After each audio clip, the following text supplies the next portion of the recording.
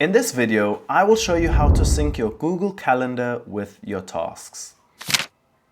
If this guide helps, please consider liking and subscribing so others can see it too.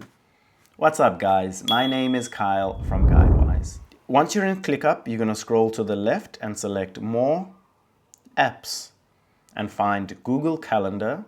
Click Connect. Choose the profile that you would like to sign in with. Continue. And Google Calendar is now connected and synced with Slack. You can then choose a two-way sync to Google Calendar, which changes in both in ClickUp and Calendar. You can then sync tasks to Calendar by selecting Add and which spaces or tasks you would like to sync. You can then choose the location. If this video helped, don't forget to like and subscribe.